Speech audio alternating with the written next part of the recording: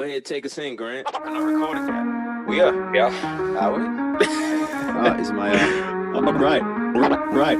Welcome to Twigs and Wigs. Yeah, baby. The podcast about music. Sometimes. Yo. What's going on, everybody? Thank you guys for tuning in to Bones, Twigs, and Wigs. And we are a music podcast where we cover music. We just, cover different albums, different artists, and we just talk smack, man. We do what we want because no one cares. No one cares, and it's all good, It's just But 2020. we just do it for the love, man, But anyway, my name is Johnny Jones, a.k.a. Bones. I have my man G. Wiggins. Say what's up, Grant. Cheers, brother. That's Wigs right there. And I got my man Steve. Hey, Say how what's you up, doing? Steve. What's up? Bonjour. Ça va? Ça va bien à toi? Oh, God. Oui. Bien. Oui, I guess. I don't know. Bien. Johnny Grapes. ne parlait pas français? Grapes, French fries. Où est la charcuterie? A royale with cheese. You just start naming like French food. Yeah. Oh man. Just say the word bonk. It's good. Bunk. Yeah, it's good. Yeah. It means bank, but it also means shag in England. So. Oh, okay. Où est la bonk? I think, no. Isn't it bonk with like an O? As in boink. Oh, bonk. No, like bonk. Bonk, yeah. What? Yeah, I swear I've heard like people, a couple of generations older than me say like maybe it is boinked.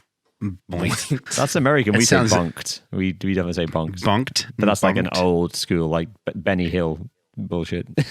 I guess it's yeah. like bunked, like the As in debunked. that country singer chick from The Simpsons.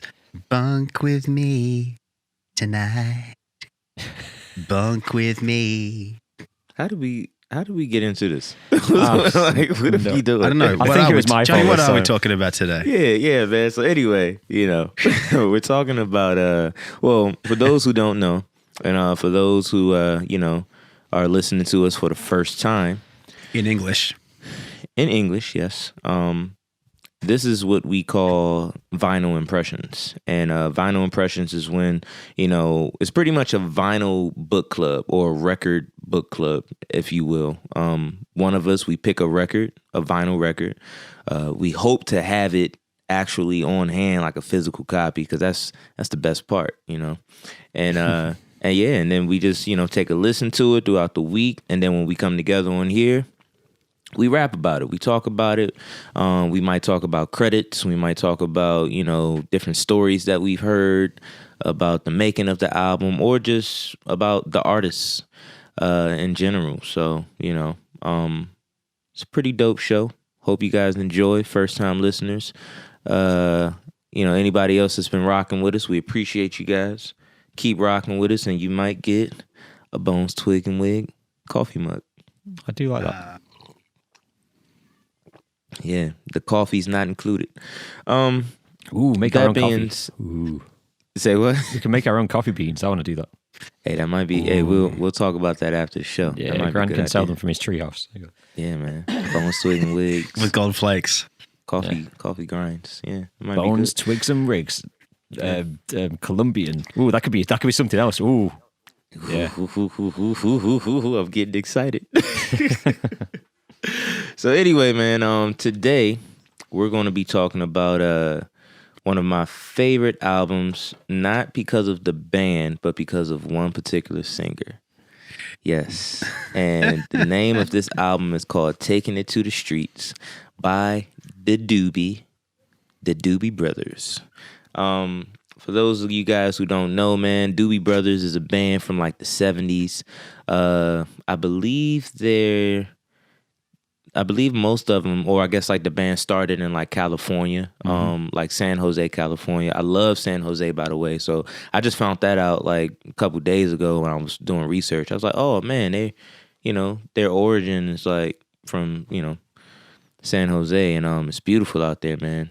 It's like the nicer part of Cali. Is that South Cali? Hmm? Is that South? It's got to be. Yeah, it's like it's pretty. It's kind of like in the middle, if I'm not mistaken.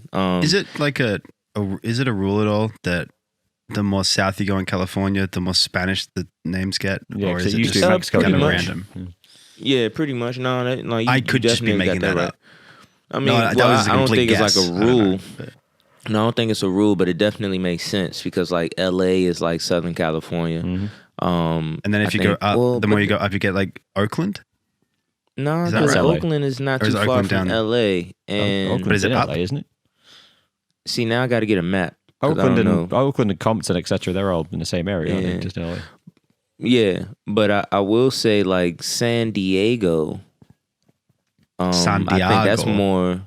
Oh, I think that's more like up north, you know, and San Jose is actually like a little up north as well. But then you got like those spots in Northern California that you never hear of. You know what I'm saying? Like the Seattle. spots where I'm losing his name right now. The spots where Sean is from and everything. Santa Santa Rosa. Rosa. Yeah. You know, I think that's where Oakland is, right? I don't know. Oakland Airport's not far from Sean, so you're probably right. Yeah. I don't know, you know, but yeah, man. But San Jose, man, is beautiful. I had the opportunity to go there, and I'm not surprised, like, because they're like a pretty like they have like a pretty big music scene. That's also where you know Silicon Valley is. So you know all of like the tech headquarters are down there and everything like Yeah. that. So just the scene out there, man, is just different. All those wonderful people Yeah, man. You know, in holding Silicon it down, Valley. holding it down for us. You know? They're moving out of there now. People are moving. They're moving to different countries and stuff. Silicon Valley's dying a little bit. Well, I say dying. Yeah. I mean, you know, it's not like it's going to be Well, poor. you know, one but- can dream.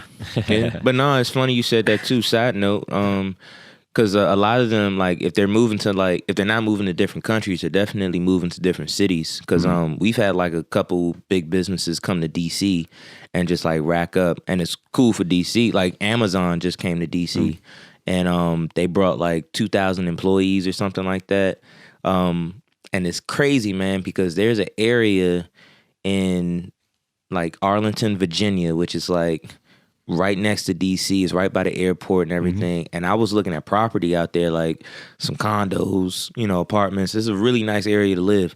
As soon as Amazon moved there, I was like, it's no point in me even, you know, looking anymore. Because like by the time I get ready to like look at property again, it's like it's going to skyrocket, man. Isn't You know what I'm Arlington like saying? a huge military base for you guys? Am I correct in saying that? You got, because there's so many Arlingtons. You got Arlington, Texas. Oh, gosh. You guys and need some then more names. That's what you need. Yeah. But Arlington, Virginia is where the Pentagon is. Yes, actually, that's what I was thinking, So yeah. yeah. So it's like it's what we call Pentagon City. You know, but beautiful area. But anyway, you know, we definitely got off topic. But that's what we do here at Bones, Twigs, and Wigs Yes, we do, podcast.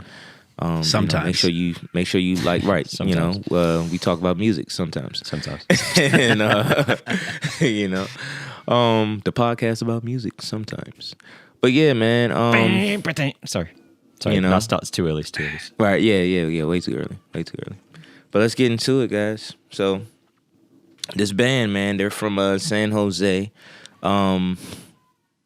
And this was actually their 6th studio album. I was shocked to hear that. But like I said, man, I'm a dive into it, and you'll understand why I was shocked and why I just wouldn't know, you know, because I only care about one person in this band, you know. So let's go ahead and start with the cover. Get that out the way. Pretty slick, pretty cool, you know. Very creepy. I know. I'm not a fan. I'm really not a fan of it. Really? Yeah. I don't see it as creepy. I see it as like it's kind of cool to me. It's you know? Ron Burgundy. It's like that guy. It's Ron Burgundy. You can't unsee Ron Burgundy or one of the guys from Anchorman once you've seen I thought it. it was kind of like the you know, when you watch a movie and the guy finds the door to the secret club, and the thing goes. And he knocks Yeah, 4 yeah, times. yeah, Password. yeah. You're not coming in. Like, And what's the then you password? gotta Yeah. I'm here to see Big Joe. You know, one of those. Right. I But got yeah, the goods. Man, you know. But Who's it's, Who's asking? But yeah, like it's I don't know, like I don't see it as creepy. Like it's pretty slick. It's simple, you know, it's different. And I believe this is I can't remember who I got this from. Actually, you know what? I found this at a Goodwill or like a Salvation Army or something like that. And as soon as I saw it, I was like, oh man, like that's like the luckiest find, like especially for a fan like me, you know. So I had to get it. I think I got this record for like $1. You know what I'm saying? Pretty good condition and everything, you know.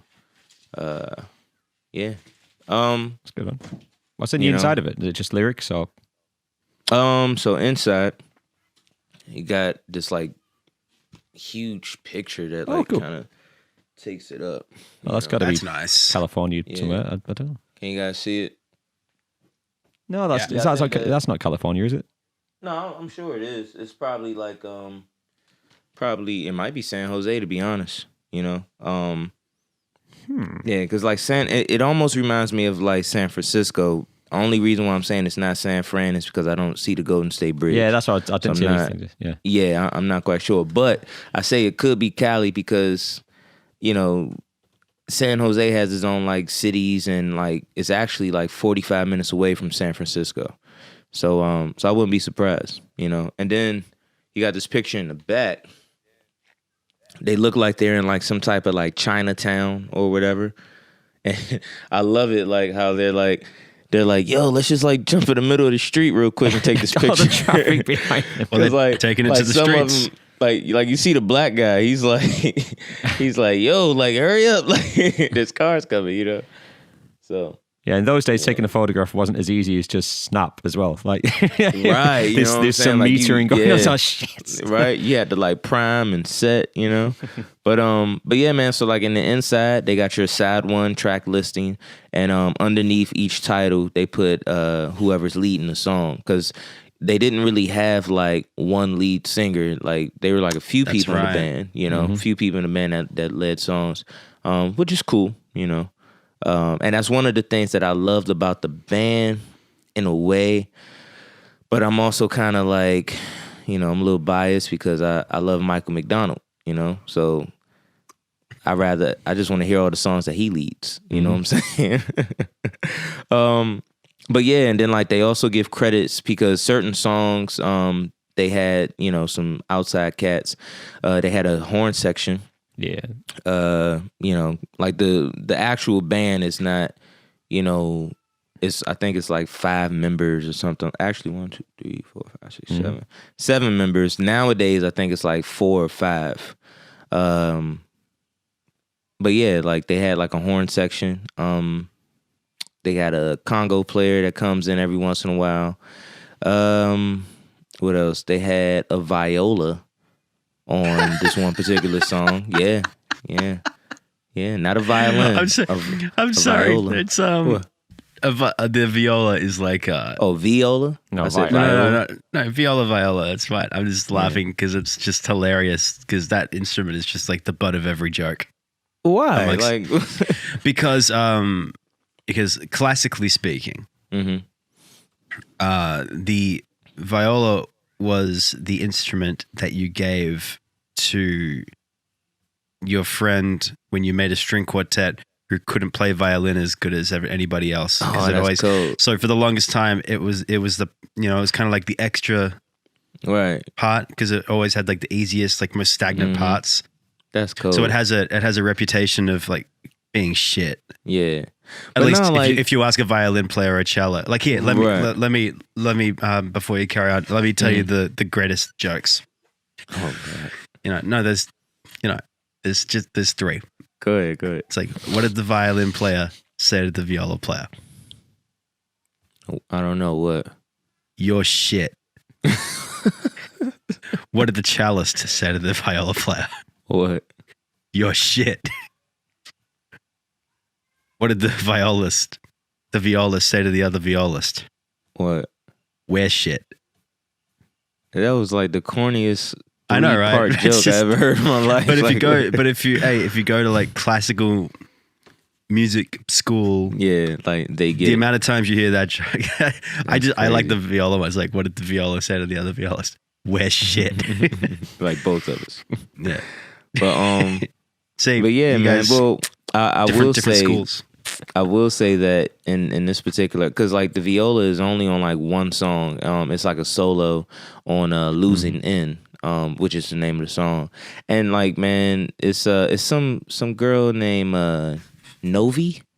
I think she was like in a band. She actually was like pretty big back in the 70s. Not big, but like known in the 70s for like a lot of collabs and stuff. But yeah, man, like she killed it. Like solo was like crazy. And yeah, man, you know how we always get into this thing, and I always tell you guys I love when records open up like a book like this. I wish they would have put a little bit more into it. You know, but it is what it is, you know. I guess they did what they could. You can tell like they were just so like whatever. You know what I'm saying, putting this album together. I'll take that back. You can tell that they had a lot of fun, you know, like down to like the cover art, like super simple, the picture for the back, you know. It actually reminds me a little bit of "Wish You Were Here" by Pink Floyd, the actual album. Art. Joe. Yeah. Yeah. It's a similar feel to it. Similar time as well, actually. So.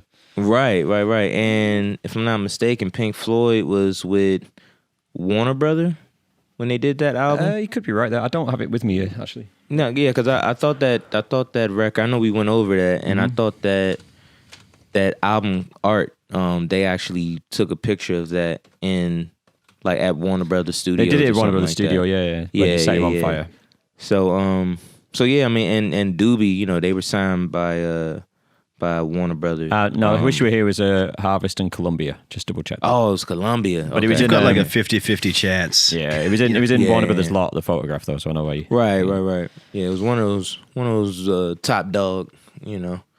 But yeah, man. So I'm listening to this album, bro, and like I'm in the car listening to it. And I'm listening to the remastered version. Jesus Christ, man. Like the audio was like amazing. Like the bass player was like killing. Skunk. Yeah.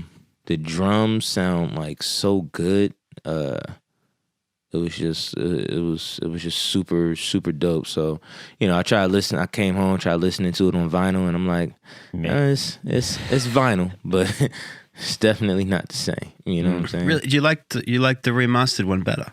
I did, yeah. And I mean, it could have maybe it was just my ears. I don't know, but man, it sounded good to me. I listened to most of this on YouTube because I couldn't get it on my streaming thing, and I thought the mix on some songs is way better than others. Like it feels like somebody's mastered them differently. Like sometimes the vocals seem a little buried in some of the songs, but watching it on YouTube, it could just be a bad audio upload. Yeah, this is why I'm asking, like, what did you like about the remastered version? It was just clean, you know, and you can just hear everything, you know.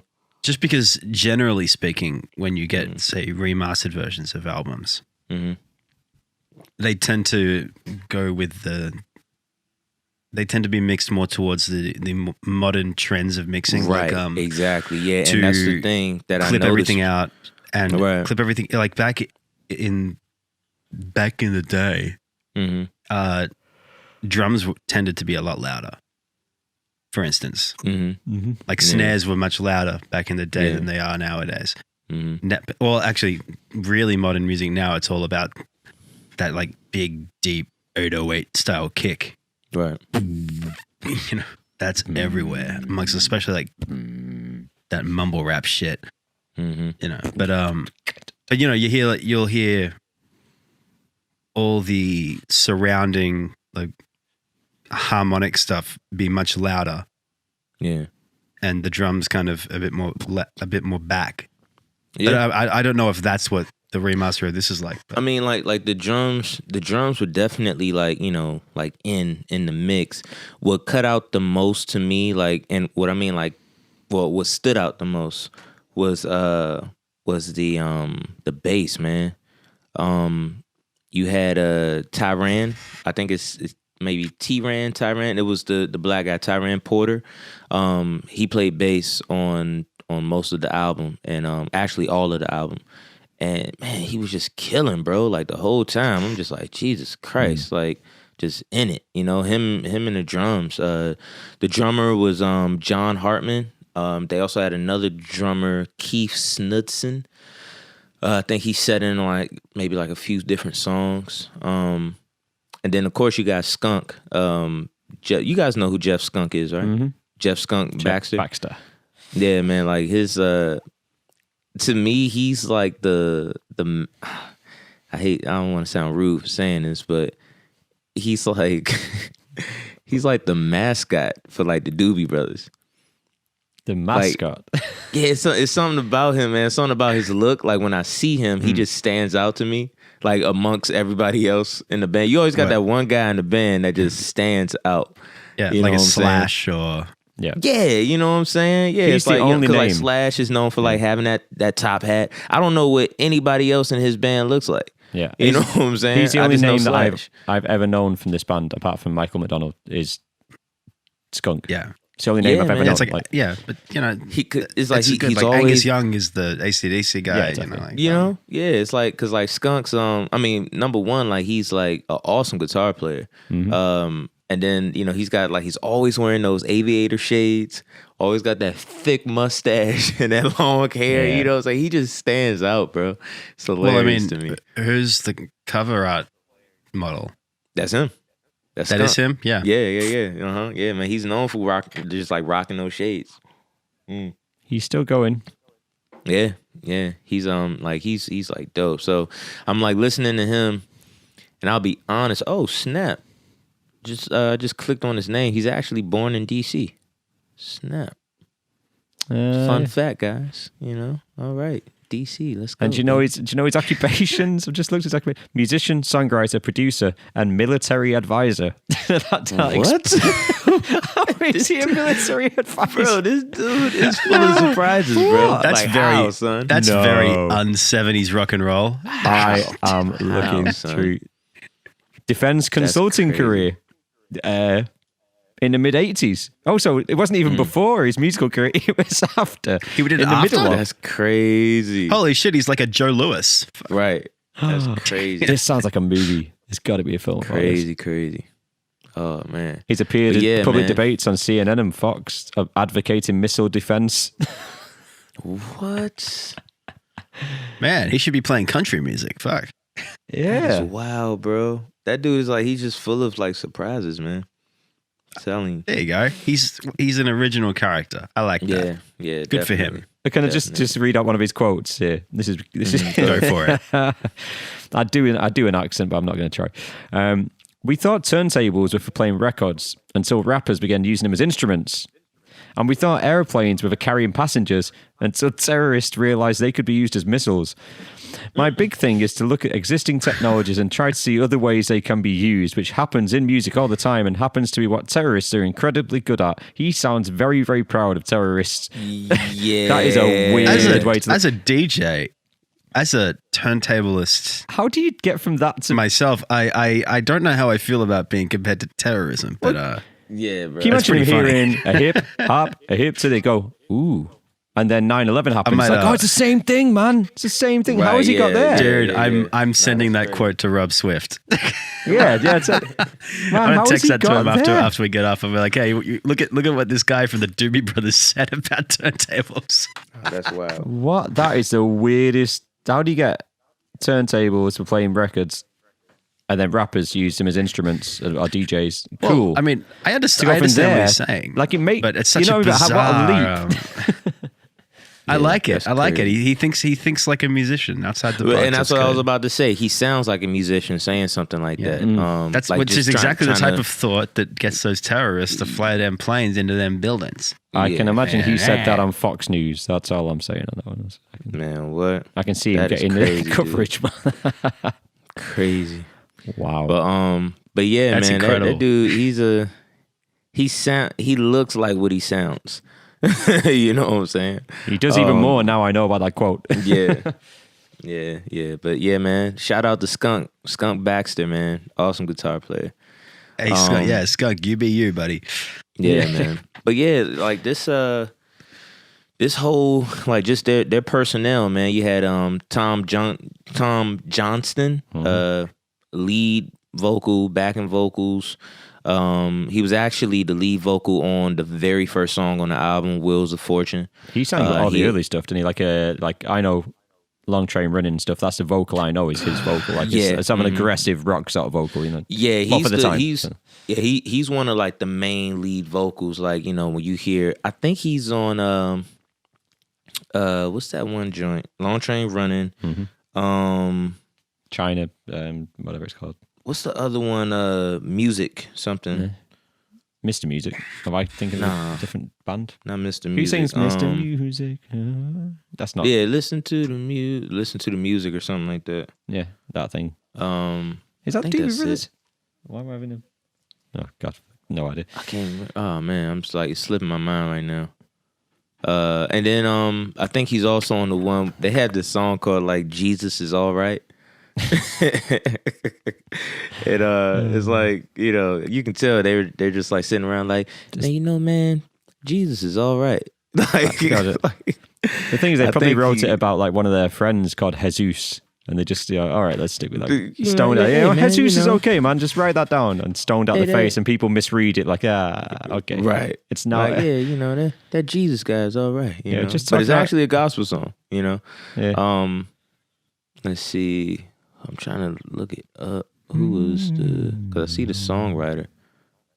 Oh, actually, no, I take that back. So somebody else, another band, that's actually a cover song. So yeah, it's actually a cover. But I believe that he was actually the lead singer. No, actually he was the backing singer. Patrick Simmons was the lead vocal on that one. Patrick took a lot of the drugs. He actually took a lot of like the leads, but he also did a lot of the writing too for the band, alongside with Mike. So yeah, man, you got Patrick Simmons, electric guitar, lead, backing vocals, Jeff Baxter, Michael McDonald, Tyran, Mike, of course, piano, electric piano, clav, synths, lead vocal as well, you know, and backing vocals as well. You got John Hartman, drums, like I said before. And then, like I said, man, they always got like additional personnel. Like, I don't know how these guys come up with this stuff, but like one day, I guess they're just like, man, you know, let's put a sax solo on this. Let's put a organ solo on like this one particular song. Like they got a organ player on Taking It to the Streets. So yeah, it's like all of these like, you know, little guest appearances, you know. It's really dope. And I love bands that are like that, where you have like the core, but then every time you see them live, there's like 15, 20 people on stage, you know, that actually make up like the entire band. It's like, you know? Kanye. I was thinking more like Sting, but yeah. Yeah, right. You like an actual band, like not like an artist, you know. But I was being facetious, but it's all right. Yeah, but no, like who else is like that? It's like it's like a Earth, Wind and Fire. You see like Earth, Wind and Fire, it's just three people, you know. But when you see them live, Earth, Wind and Fire is the entire band, you know. And they all know the choreography. It's amazing. Yeah, it's crazy, right? Crazy. But yeah, man. I gotta say, man, like I said, you know, I'm gonna say all of that to say, I am obsessed with Michael McDonald. Mike, this is actually his debut, like his first feature on lead vocals. He had just joined a band. Mike was also in Steely Dan right before joining Doobie. And yeah, this was like the first time that the world heard Mike on this particular, with this particular band. He did an awesome, fine job. Yeah. Commendable. Mike was, say what? Commendable.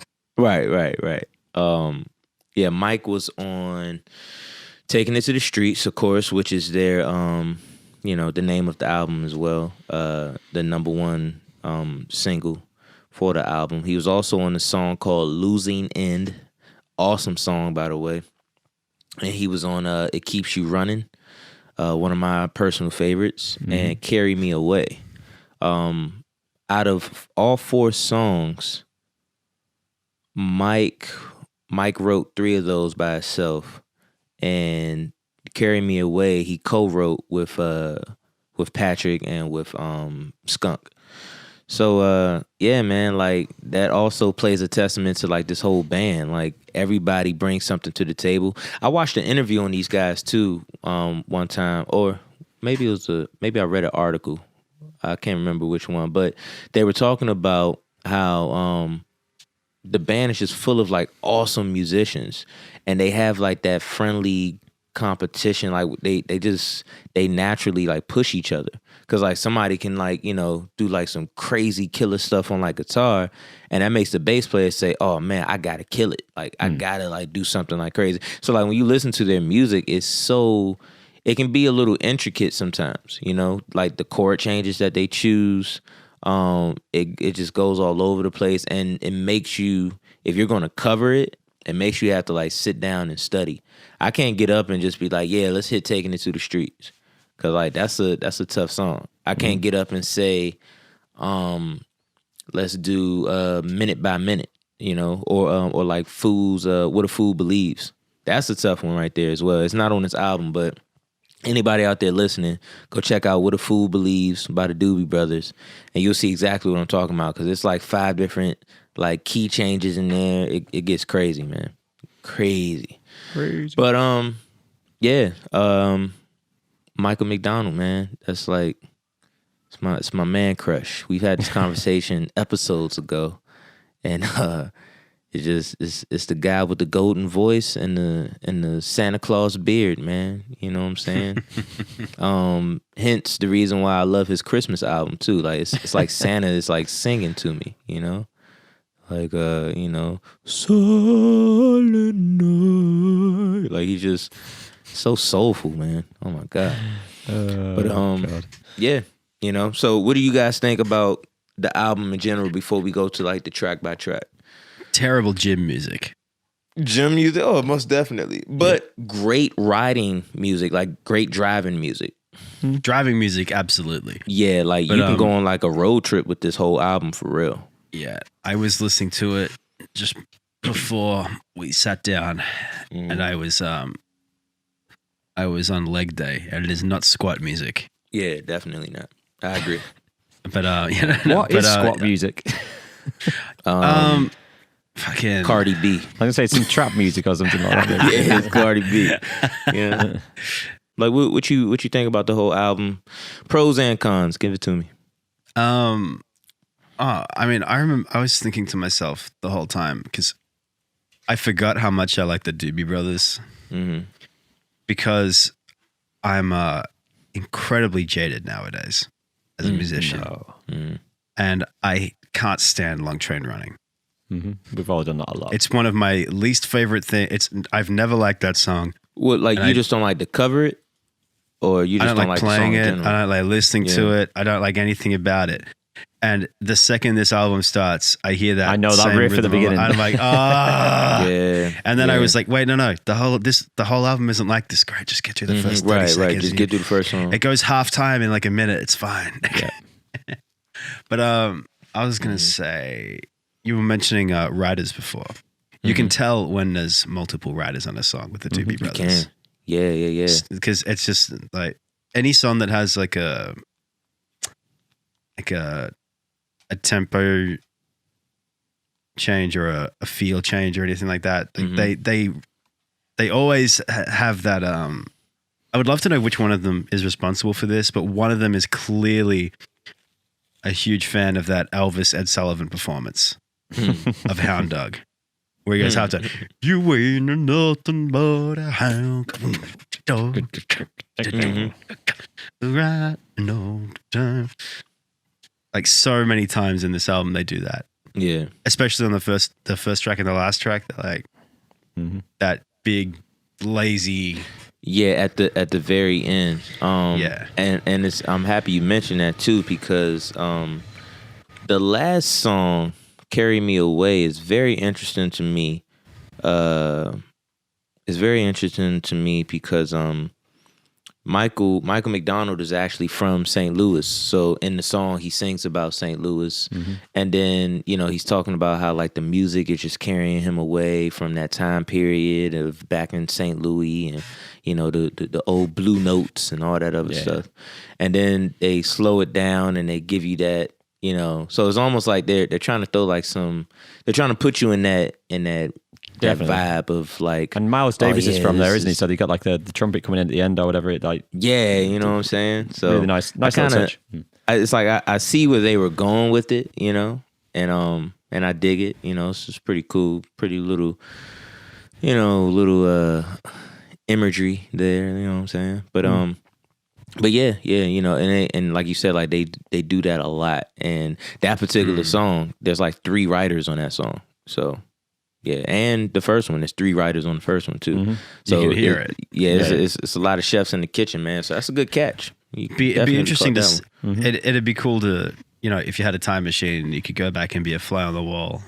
That'd be an interesting thing to watch them write those tunes. Like, right, definitely. Because because it seems like they just happen to do stuff like that when there's multiple writers. Yeah, and I would love to see like Which I one would love does to what? see, right, you know what I'm saying, like who starts off, who brings the foundation to the table, then who kind of like picks up from there, and then who adds like the finishing touches, you know what I'm saying? Which one was watching Elvis as a kid? That's what I want to know. right, Well, it's like they've got an idea like for each song to almost be a single. They want the song to still be a pop song. like its own.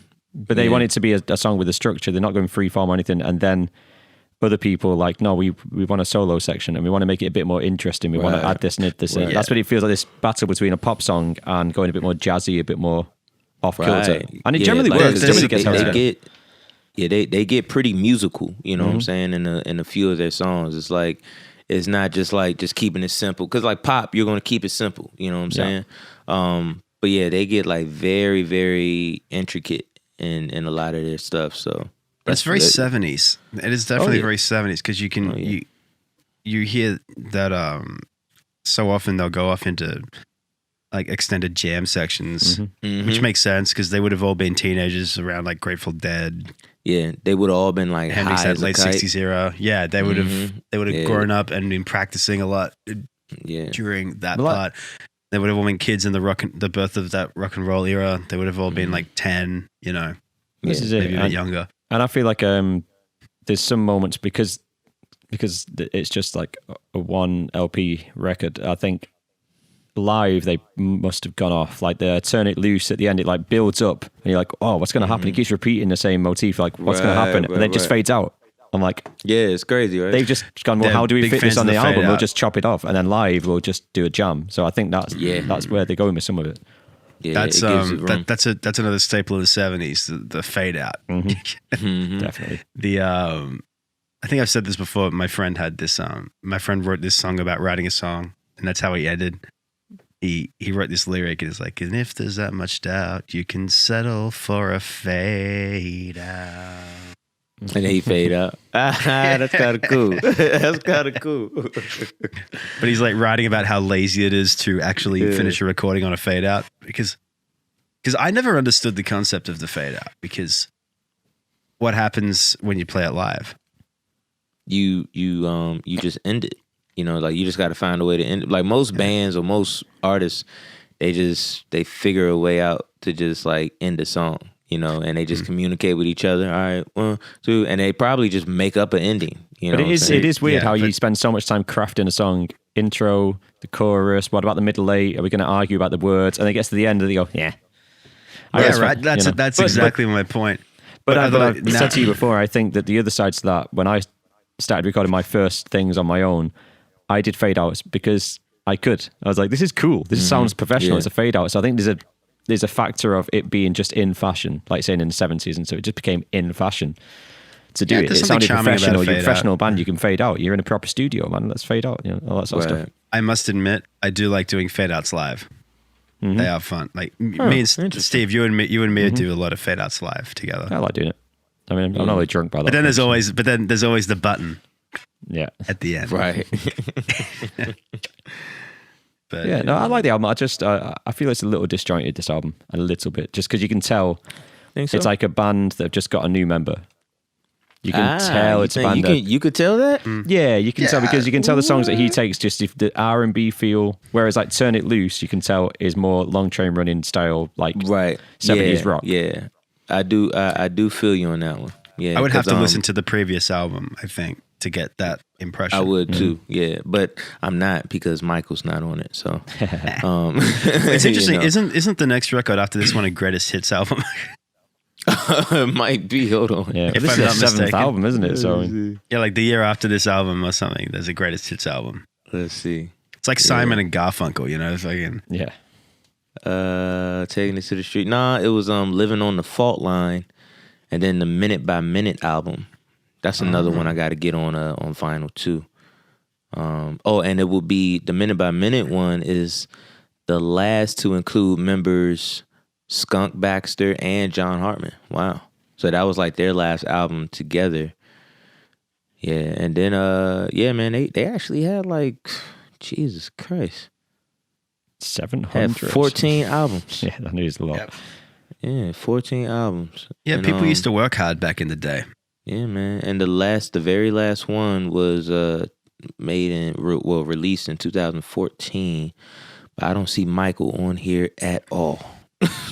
So it's dead. to you. Actually, no, I take that back. What they did with the last one is it's almost like they just play like a bunch of old songs, but they added like duets. So Kenny Loggins is like not Kenny Loggins. Kenny Loggins. What the fuck? Nah, my bad. No, Huey Lewis. Huey Lewis and Toby Keith, they do Long Train Running. Who else they got Toby on Keith. here? Yeah, Is Toby Vince Keith the guy Gill. that does that Red Solo Cup song? Yes. Yeah. What a legend. Zach Brown Band is on here. Blake that Shelton. yeah. Blake Shelton's doing Listen to the Music. It's pretty Dude, dope. the Zach Brown band is so good. Yeah, man. Yeah. Like the slightly more the way more country version of the Dave Matthews Band. Right. They're just But, phenomenal. But yeah, like this band, you can tell that they've been through so much. But I don't know, guys. Like, what do you guys? Because I feel like we've talked about this before, where it's like I like an album that just has a different sound every once in a while. You know, it's not like the same feel all the way through. You know, because I hear what you guys are saying. Like, you can tell that there's a new member because there's a whole new vibe on certain songs. Yeah. You know, like all the ones that Mike leads it brings a little bit more soulfulness, you know, and sultry, like to the whole mix. But I dig that personally because it's giving me something different. Makes it interesting. Yeah. It's I think at the end of the album, like I said, I was listening to it on YouTube, so the quality of some of the recordings weren't amazing. So that turned me off a couple of things a little bit, I think, lyrically. But then I looked at the lyrics, and the lyrics to a lot of this album are not very good. It's not great lyrically, to be honest. Some of it's pretty bad. And I listen to the music, and they play the blue notes. It's like a Bill Cosby rant. What? And the blue music, and I play the notes, and I take it back to the St. Louis. And No, I think for me it's Rio. Rio always sucks like lyrically for me. But Turn It Loose. The last two records are the ones that really sum it up. The album for me. Turn It Loose is sort of the rock stuff. It's Tom Johnston killing it vocally, like I said, long train running type stuff, like the high end sort of tenor, like rock vocal of the time, and all this sort of stuff. And then it builds up to a big jam at the end, but doesn't quite happen because they fade out. And then Carry Me Away is like this huge R&B sort of Michael McDonald. Yeah, it's like those two songs are so different next to each other, and it's the beautiful vocals. And then, like say, the Miles Davis sort of reference and stuff at the end, and it's a great way to finish the album that sets up what's to come for Michael McDonald in the future. I think it's a cool little end to whether they planned it that way or whether it just turned out that way. Because obviously they didn't know what was going to happen in the future. Michael McDonald wasn't even sure, I don't think, if he was going to carry on with the band and all this sort of stuff. Right. So. But like I don't know how Mike felt, you know, like being a new member and everything like that. I mean, you know, but he's Mike is known for being with this group, and then I think soon after this, that's when he went solo. But I will say, when it comes to writing, I feel like Mike's writing, and like I said, I might be biased, but I feel like Mike's writing on this album was like actually like pretty good.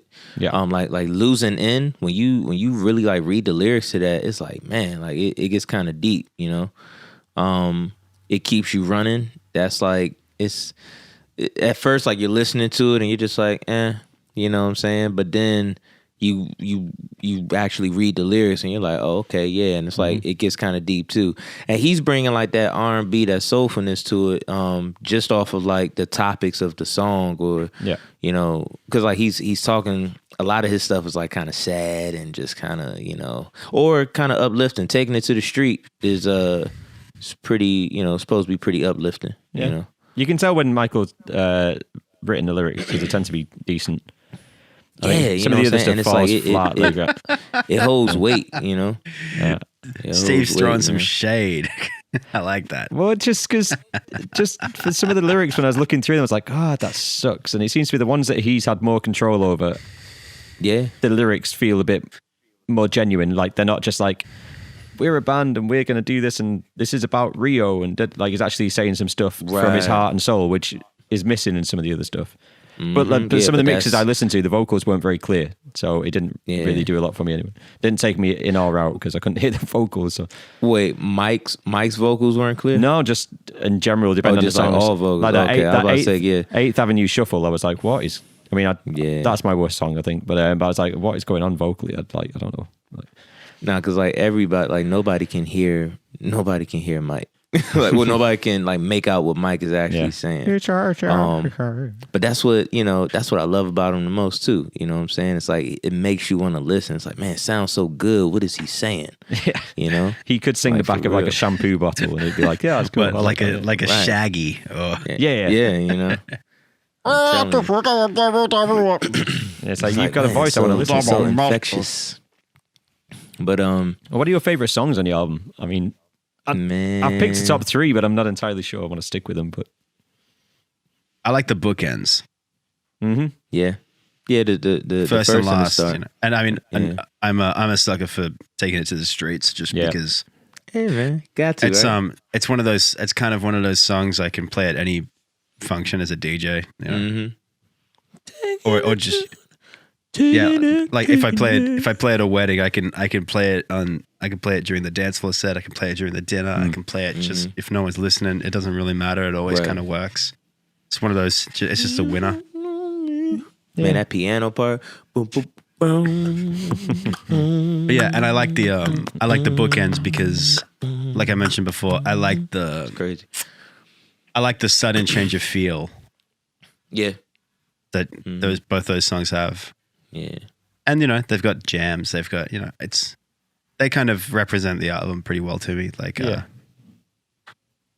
covers all the bases. My only difference to that, to be honest, because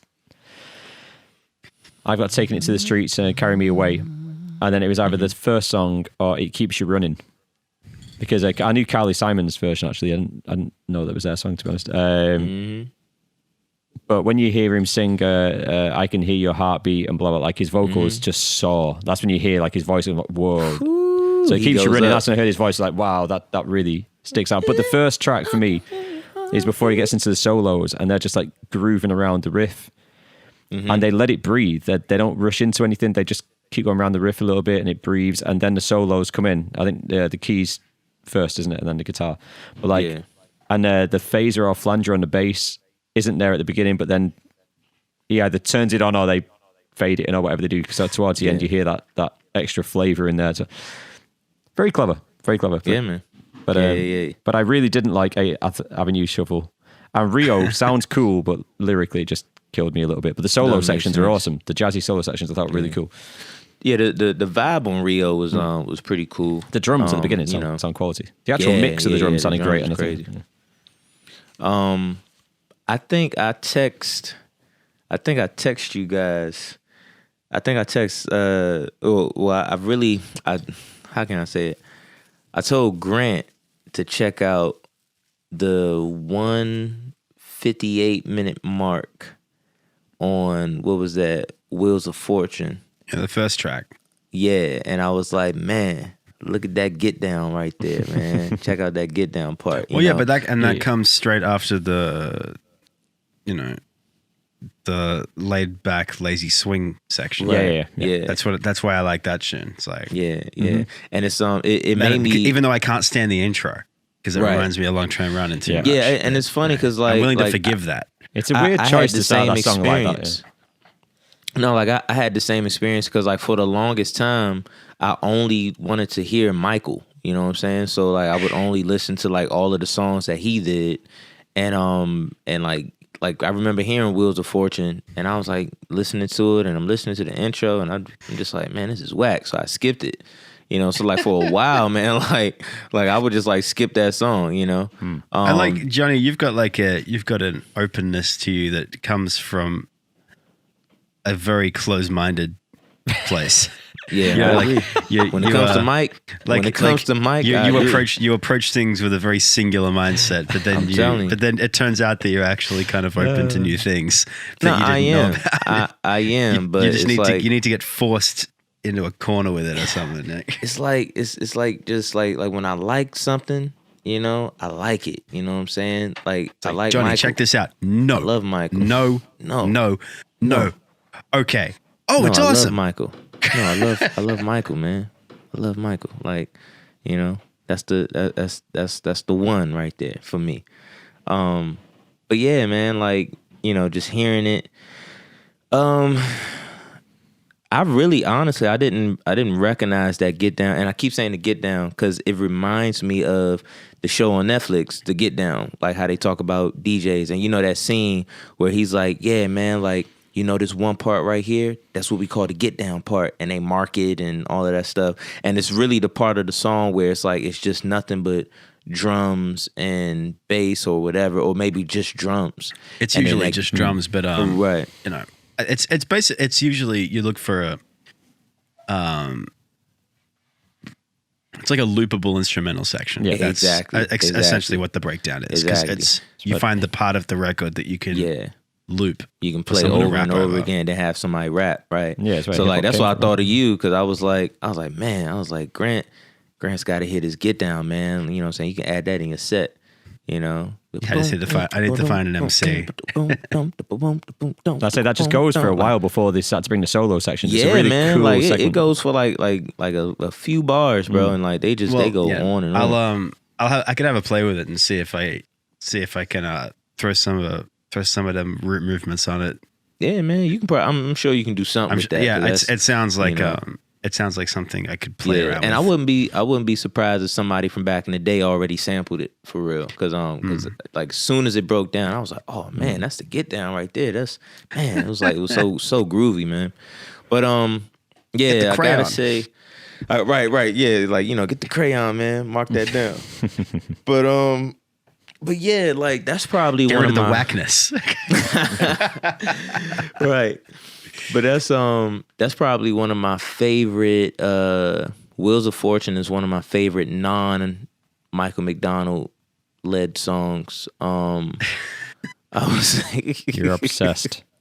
Yeah, man, I'm obsessed, man. Yeah, honestly, man, that's about it. And then all the other ones I love is, I would say Taking It to the Streets, but that's, you know, It's that's hard a not given. to. Yeah, you know, but that's a given. So I'm gonna say Losing In, Carry Me Away, and It Keeps You Running. It Keeps You Running is just because it's funny, because that's also another song. It actually used to be my least favorite, because like I remember hearing it for the first time, and I think I actually skipped it. I was like, yo, this is whack. You know what I'm saying? Because the intro is so corny. Yeah. And it's like, what the heck? And I think he's playing like clavs or something like that, like the clavinet. And it just sounds like a cartoon or something. I'm like, what the heck is this? But then when he breaks it down, oh, where you wanna go? Oh, where you wanna hide? Like, that groove comes in. And just like all of the changes, man. Like you said, like when he goes up, yeah, I can feel your heartbeat. You know, That's so he pretty. goes in. My favorite part is that pre-chorus. I know what it means to hide your heart. Brum, brum, brum, brum. From a long time ago. Like, it's Mike, man. It's such a precursor of like the early 1980s, isn't it? It's just Yeah, like you know? a few years before. It's like it's that feel to that part. I'm telling you, cause like if you really listen to that pre-chorus, it breaks all the way down. Cause he's up here, you know, I can feel your heartbeat, and so like high beat, and then next thing you know, that chord change, all those backing vocals, And he's got that back of the throat sort of way of singing, but he's a lot cleaner than someone like the guys that are actually in the 80s. Like, yeah. you get once you get to like Sammy Hagar's and your Brian Johnsons and that, they're doing the same. Right. But Like he's so they're smiling more when they do he's it. just you know? like he's so smooth with it, you know. And he said "darling" a lot back then too, you know. Darling, it keeps you run. And then like just like the whole beat changes. It keeps you running, yeah. It keeps you running. Like, oh my God, bro! Like you can't do it without doing this. I can't keep you running. Like, I'm telling you, man. Like when I sing, bro. Like I study Mike, and like anytime I'm singing, like especially R&B, or like even like gospel music, like I get most of my runs from and like little riffs and stuff from Mike. You know, Well, it's I like, study but that stuff. I just like that you have to do the. You got to, because like Mike does it because he's It's like playing singing piano Stevie. too. You can't sing Stevie without you know what I'm doing saying? You got to, man. You know, it's all about the effects. You know, but yeah, that particular one, man, is and it's a deep song, and it's just he brings so much like heart and soul into it, and then just the backing vocals, man, like. Just like even if you just take Mike out, it keeps you running, yeah, it keeps you running. Like it just, oh man, it's just the feels, man. You know what I'm saying? The feels on that particular song, it really takes you there.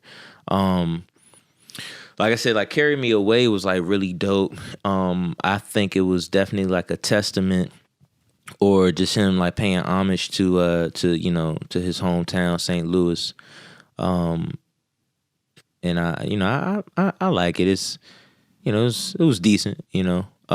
Losing In, it's funny because I haven't really paid attention to this song until I decided to cover this album for Vinyl Impressions. And I remember listening to it just recently, and I'm just like, man, this is actually a good song too, you know. Very well written as well. And I'm not just saying that because it's Mike, but, you know, very, very well written, and really makes you like, you know, think, and it's another deep song, you know what I'm saying? Mike had no shame, bro, like in his writing. You know, still to this day has no shame. Like he's not scared to be vulnerable and like put himself out there, or maybe say something, and it makes you think like, dang, bro, like are you okay? Like, like, you know, like, are you, you know what I'm saying? You need to talk to a therapist or something like that. Like, are you sad, or, you know, what's going on? Cause, yeah, man, like he goes deep. He's got this one song, side note, called Real Love. And I think that's another Doobie Brothers joint. I don't think it's just Mike, but, it starts off by saying, darling, I know I'm just another head on your pillow. If only for tonight, let me hear you lie just a little. Tell me I'm the only one that you can truly love. And then it just goes on and goes on. And he's just talking about like being in a relationship with somebody who doesn't really want you, but you want all of her. And then you just like, man, look, just, you know, just make me feel like this is like the real thing just for a little while. You know what I'm saying? You know like, who you might who writes enjoy like that, bro? I can tell you who writes like that. Johnny does. No, Yeah, I do. Richie Kotzen writes like that. Richie Kotzen. Richie Kotzen. Kotzen. Yeah, Kotzen. He's a ridiculous guitar player and he's a ridiculous singer. Mm-hmm. Yeah, And, man, send me a link. His Well, yeah, voice is insane. he played guitar for Poison and Mr. Big. Word? Nice. Like he's one of those guys that replaced the ridiculous guitar player in all those bands, and he also sung better than the lead singer in all those bands. And like when he was like really young, it's like one of those freaks who's also like really good looking and all this shit. It's like fuck that guy, but yeah, I think you'd enjoy his writing because he's got a lot of like that. You can tell that he listened to a lot of Doobie Brothers and yeah. Because I'm Michael telling you, McDonald man, sort of stuff. And like Mike, and I'm not saying because Mike writes, he does a lot of writing, and you can just feel everything that he says. It's just something about like his sad songs, you know what I'm saying, where he's kind of talking about like a breakup, or he's talking about somebody going through a heartache or something like that. Those are the ones where you're like, yo, like Mike, you sure you're all right over there, man? Like, could you, yeah, you man, know, you know, it's like you put this all on paper right here, brother. You know what I'm saying? You telling all your business right now. yeah, you need to check out this Richie Kotzen, man, because yeah. he's got Send me a link. he's got a song called High that you'd like. It starts off with like, I am so innocent, I swear to God, oh, but you pressure me. And I can't help but unwind. See, like yeah, it's got that sort of thing to it. Nobody's like, and that's the thing. I think that's one of the reasons why I appreciate Mike so much, because nobody makes music, nobody writes music like that anymore. You know what I'm saying? Nobody's like putting themselves out there. Everybody's like, oh yeah, she wants me, but I don't want her like that. This house. You know what I'm saying? Whores in this house. Like all the all the R&B joints, man. Like if it's like a nice R&B song, it's talking about sex. It's talking about and then I'm gonna do this to you, and I'm gonna lick this and suck this and yada yada yada. There's two ways they tend to go. They tend to go way too descriptive and literal. Or they tend to go way too cheesy. Like someone like John Legend is way too cheesy. And then you have someone like Chris Brown who's way too literal. Yeah, very, very descriptive. Yeah, I mean, and you definitely like hit they're the two sides on the nail. They're the two extreme versions to me. Like when it comes to like that like urban and R&B music and all that. I agree. But it's like you don't really have anybody I don't know, like John's singles are pretty cheesy, but he does have like a few songs where I'm like, oh man, that's actually a beautiful song. You know what I'm saying? Very well written. But those are the ones that they never make it to the radio. You know what I'm saying? Like those are the ones I gotta sing. Well, he's he's a very manufactured pop star. You know what I mean? Like, yeah, definitely. Like he used to be cool. He's one of those guys that used to be cool, but then people figured out that he could make them a lot of money, and he just went with it. He strikes me as one of those pop stars. Yeah, it's like if you went to go to see him live, I'm sure you'd really enjoy it. Yeah, he's the guy that he used to play with the Roots and yeah, exactly. But when he comes on the radio, I click a different button because I'm like, I can't stand to listen to that fucking All of Me song. Yeah, man. Like he was honestly like he was like the voice of he was the R&B singer for hip hoppers like for a minute. Like Kanye, all them. It's either him or either him or Nate Dogg. Yeah, him and Nate. And nowadays, like more modern day, I mean, it's kind of, I would say T-Pain. Like he was like, cause you know how T-Pain is like that guy. Yeah, I love T too, man. And like, and T is like, Pain is one of those guys. He's he goes well on like any hook. You know what I'm saying? You don't even have to give him a verse. He's another literal guy. Yeah. Baby girl. Yeah, but he's a good writer too, though. Let me talk to you. Actually, I like T-Pain though because he's not too descriptive. He's just right. There's nothing deep with his lyrics. Yeah. But no, he doesn't talk too much. He's got a few songs that he's got a few songs that'll make you think too. You know what I'm saying? And to make you say like, dang, like you all right over there, Pain? Because he's been through some stuff too, and like he's very vocal about it as well. I can't help but think of T-Pain and think of that Lonely Island song he did. Never thought I'd be on a boat. Yeah, on a boat. It's a big blue watery road. Poseidon, look at me. Ooh. Side note, even better Lonely Island song, the one There's a with lot. Michael Bolton. Jack Sparrow. Yeah, you know. This is the tale of Captain Jack Sparrow. What? And then like at the end, they're like, yeah, something's wrong with Michael. He's like, you Yeah. complete me. Yeah. Oh, yeah. He's like, that was kind of weird, but we're back in the club. Chicks breaking at the neck when we're rolling up. Right. Now, like, that's another guy. It's something about Michaels, man. Like I got 3 Michaels that I love, absolutely love. You like Michael that Jackson. voice type. It's the voice. You like Michael that big Jackson. the big back of the throat voice is your thing. But it's like it's the runs too, man. You know, I'm a riff guy. You know what I'm saying? So it's like, you know, you give me that soulfulness, but like with the runs to match, like. Here's a question for you. Got though. me. What's soulful about the runs? Well, no. I'm saying the diarrhea, soulfulness, like but I'm saying the soulfulness, like vocally. You know, because I mean, you can like do a run and like not have soul too. You know what I'm saying?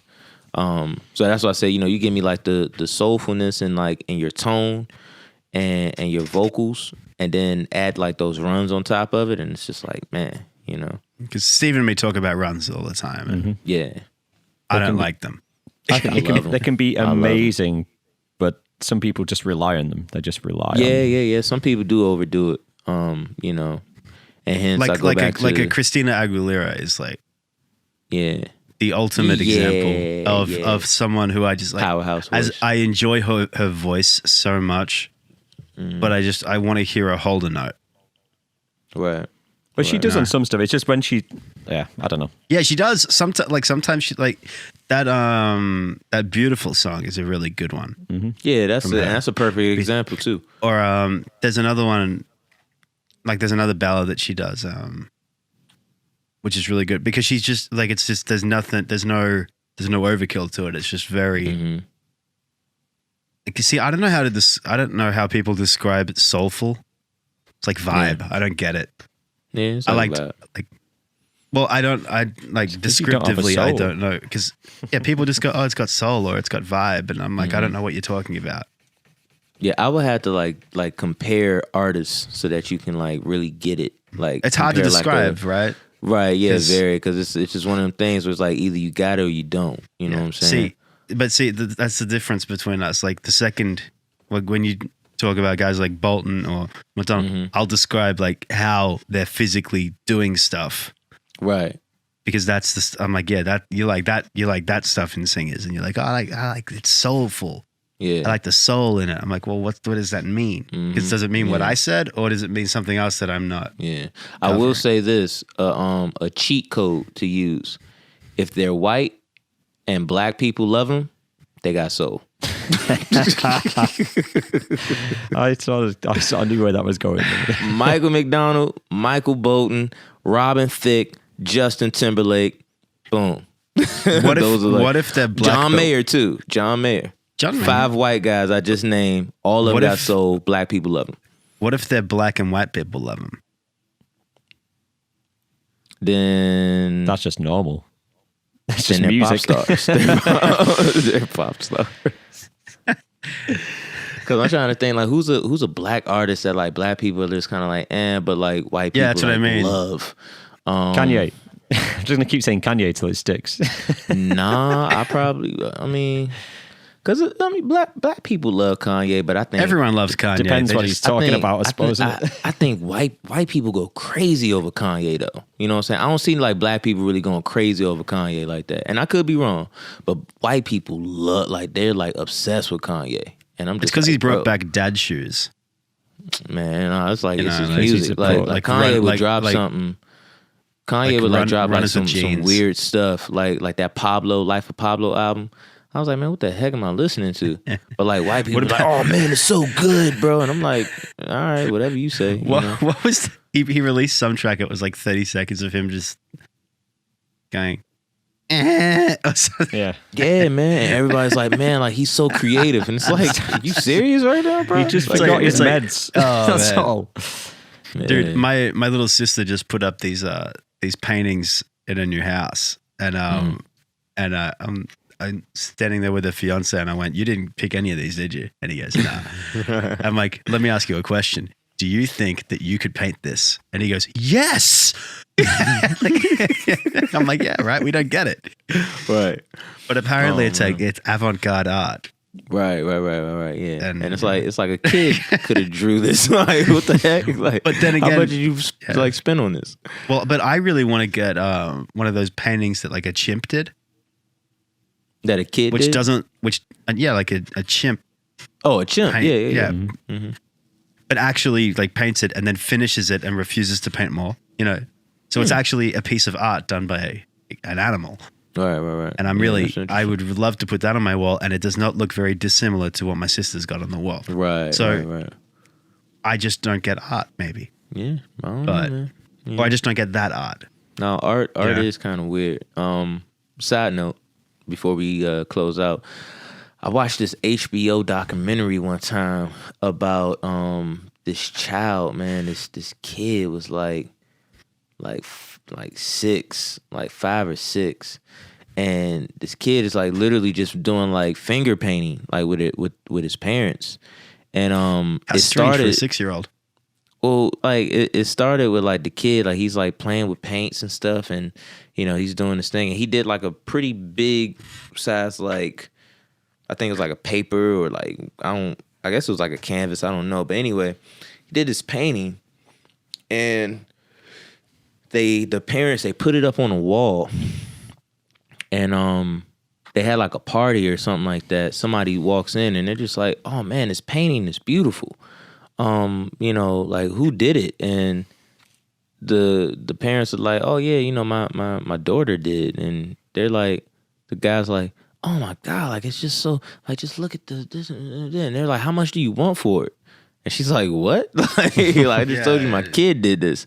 So long story short, like the documentary just follows this kid, like literally just having fun. She's just thinking that, she's just finger painting. And then like they take it to like, it's starting to get crazy now where it's like they're going to like art exhibits and people are like buying their art hundreds of thousands of dollars for like, and I mean the canvases are like huge. But here's the funny thing too. You got the people who like the people who analyze the art and everything, listening to them break it down, like they're just like, yeah, so if you look in the left corner, there's a person right there in a doorway, and the person has wings, and then when you come out into like the big picture, there's a phoenix, and a person is staring into the phoenix, and their souls are becoming one, and it's like, are you serious, bro? Like a kid drew this. Like the See, kid but wasn't that's the thinking about no problem. phoenix. Like That's the problem with highbrowed creative types. yeah. Like, and this is why I don't like to use the word vibe, for instance, because I don't like not being able to describe things in layman's terms. Because one of my biggest fears is that I will turn into one of those pieces of shit. Because viola. people like that, Like just like jazz musicians are the same. Like that's the worst kind of person, is like the jazz musician that will only listen to free jazz, right. because right. and you don't get it, Right. Yeah. or it's like and but then when you ask them about it, they can't actually describe. They couldn't describe like the chord changes to a pop song to you very well. Those people piss me off because they don't actually know what they're talking about. Right. They just They want to be hip, man. they want to sound like they do. Yeah. Everybody wants to be hip. Yeah. You know? It's hip to be a square, bro. Yeah. Man. It's up to be square.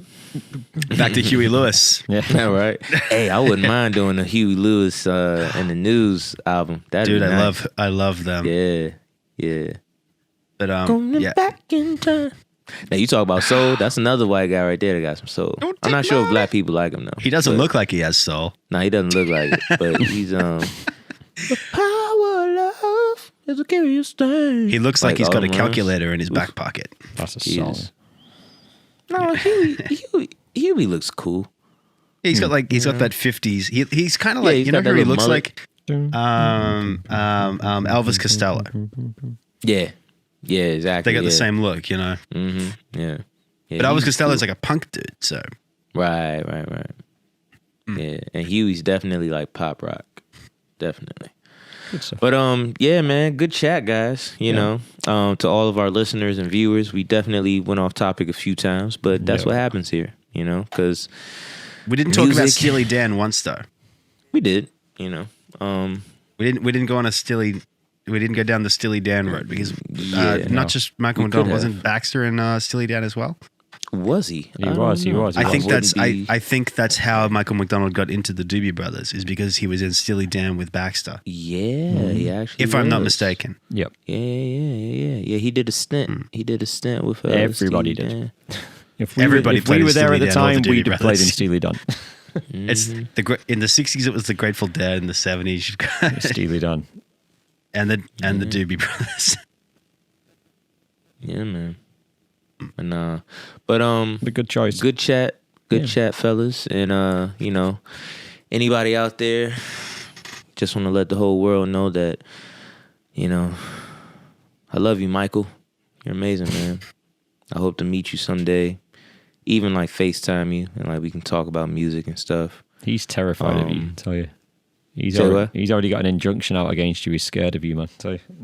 Yeah. He's probably gonna get this episode taken down because I love him that much. You talk about him like I talked about Pamela Anderson when I was like 13.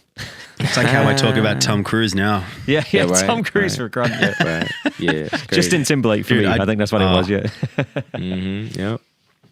But yeah, man. But no, like awesome album. Definitely, you know, a really good one. And it's just like I said, like this is one of my favorites. I don't even listen to it, but just the fact that it's the Doobie, and it's in my record collection. Definitely one of my prouds. Like I'm never gonna let this one go. You know. So I actually gotta get some more Michael albums if I can find them. You know. And Christmas is coming up, so Oh no. Do we have to choose Yeah, a Christmas so- album? huh? I don't know if I could do 3 Christmas albums. That might. This is not the year. This is. Like You see how dark it's going to. If anybody watching on YouTube, you'll notice that, Yeah. that I was And like, I was the sun's just out, thinking that. pitch. Yeah. Literally, I might. I mean, look, there's the. yeah, That's it's a little bit of sun. yeah, and that's literally what we have. Like we have a bit of sun for like 3 hours and then darkness. I feel like I'm living in fucking Norway at the minute. Yeah. It's so miserable. Yeah. He's such a northerner. Shoot, I wouldn't know. mind living in Norway though, man. I've been seeing Norway like on my feed lately. Like just it's snowing like crazy out there. It looks like the North Pole, like I mean, it or is. like it looks like Santa's like workshop down there. It is pretty. You know what I'm cold saying? up there. Did you just Yeah, say it's Sansa's beautiful. workshop? Santa's. Satan's. Satan's. Yeah. Like Santa Stark? Like Santa Claus. Like the Like Satan's claws. Never trust Norwegians. That's all I'm going to tell you. That's terrible. But I think Santa Claus is Greek. Well, before we get into Santa, let's close. let's Turkish. close Turkish. the He's episode out. Turkish. Santa Claus is Turkish, I'm pretty sure. So thank you guys for listening, for tuning in, for watching. Make sure you check us out, Bones, Twigs, and Wigs on all social media platforms. Check us out on anchor.fm if you want to listen to the actual podcast. And if you want to view the actual podcast, make sure you check us out on YouTube as well. Follow us on Instagram and Facebook. Like, comment, and subscribe. And you might win a cup. You might. Or you might have to buy a cup. I don't know. Because, Christmas is coming up, people. yeah, you know, like we might do a giveaway or something to like our 25 subscribers. Be a You cheap know, giveaway. See what's popping. But these are the first 25, you know. Yeah. It hasn't From a tiny gone acorn, anywhere. a mighty oak tree grows and all that sort of stuff, you know. Yeah, you know how that goes. But yeah, man, you know, it's been real. We appreciate you guys and thanks for watching. Tune in next week for another round of vinyl impressions Ooh, by it'll be Bones, Steve's Twigs, choice. and Wigs. It's gonna be Steve's. Let's see what we got. He's gonna do Yeah. some soulful stuff too. You know, he's gonna Oh, pick something. maybe not. I haven't Oh, gone. I no. haven't gone down a machine head or Slipknot route or anything yet. Anything to throw you off. Oh snap! He's gonna throw that curveball. Might do. Yeah, it's might gonna be do. a curveball for me. especially for me. These two guys are gonna be like, "Yeah, man, did you hear that? Yeah, he's like rocking out." And I'm like, "Yeah, I don't know." That's a no for me. Yeah, How my man Randy Jackson said on American Idol. Yeah, that's a no for me. It's a no for me, dog. Yeah, that's a no for me, dog. Yeah, it's gonna be a no for me, dog. Yeah, sorry about that. Yeah, good luck to you. It's gonna be a no for me. Yeah. Good luck to you, bro. That's my man right there. I'm gonna get that on the t-shirt. Yeah, it's a no for me, dog. Yeah, I think my next album might be one for you. Actually, I've got a couple in mind. All right, we'll see. I could we'll go see. classic, like the stuff that we'll all fucking love, but I don't know. I don't know which way I'm going to go with it yet. Remember, people, tune in next Tuesday to find out. Yeah, we'll definitely. Next time, will he pick something cool? Next time on Bones, Twigs, and Wigs. Right. The white Like English man Dragon Ball chooses Z something or something. cool. Yeah. But yeah, man, once again, we appreciate you guys, and thanks for tuning in. Cue the music. Let the dogs out. What? Yeah.